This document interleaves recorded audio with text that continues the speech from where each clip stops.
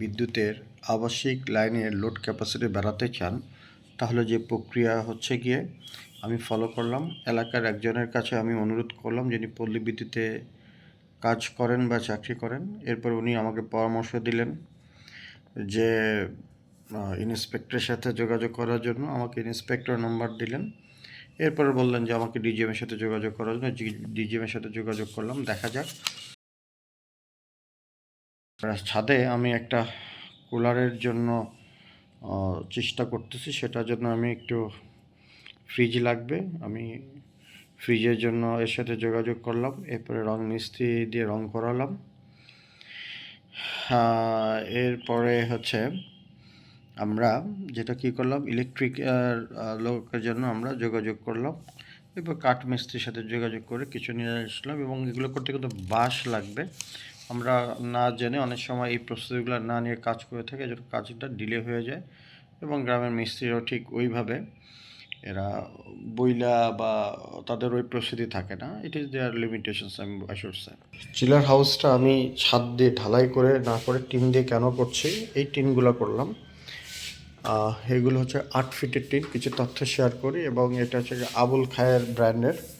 এবং এটা হচ্ছে কি 32 মিলি। টোটাল আমার এখানে 32টা পিস টিন নিয়েছে। আনুমানিক 2-1টা বেশি হতে পারে। এবং 29,000 টাকা নিয়েছে। কোথায় সেট করবো চলেন দেখি। তো আমার বাড়ির দোতলাতে এই টিন দিয়ে আমি দোতলাটা ঘেরাও করে দিব। আমার কাছে এটা একটু ডিফারেন্ট এবং ইউনিক মনে হচ্ছে। তো আমি শুরু থেকে আসি। প্রথমে বিদ্যুতের যে লাইনটা, এই যে এটা 4 থেকে 6 হাজার টাকা দিয়ে কিনেছি, সম্ভবত 4,500 টাকা দিয়ে। পরে মেমোটা শেয়ার করব। এটা সার্কিট বক্স। এটা হচ্ছে গিয়ে 10 এম্পিয়ার তার। এটা হিউজ লোড দিতে পারবে।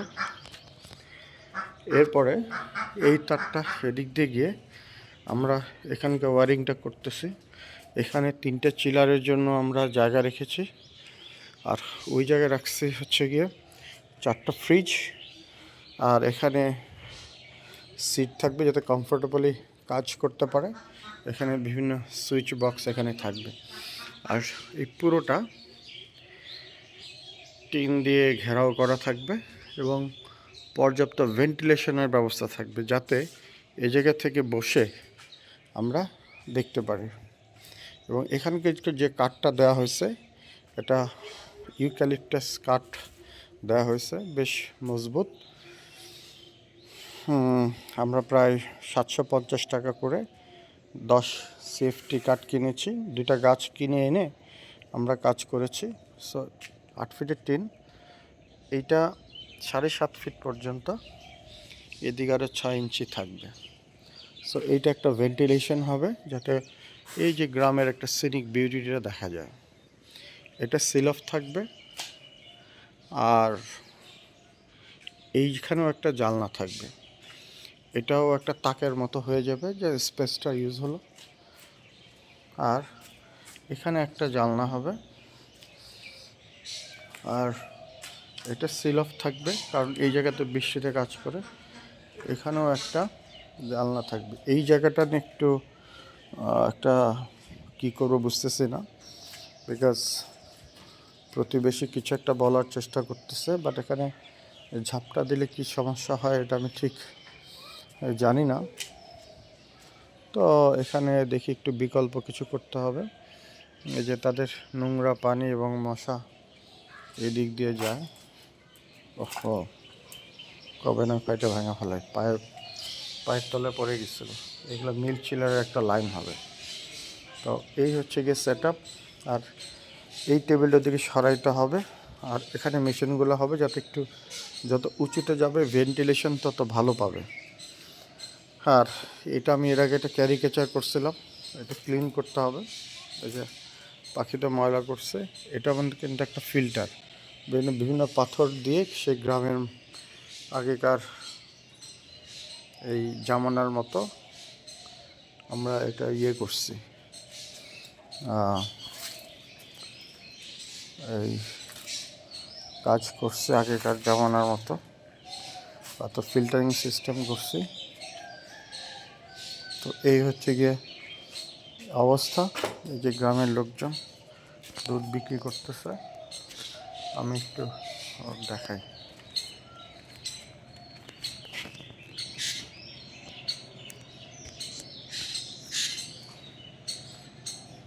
চাচা, দুধ কতটুক বেচলেন? কত করে বেচলেন? হ্যাঁ, 70। কয় কেজি নিছিলেন? কয় কেজি নিছিলেন? কয় কেজি?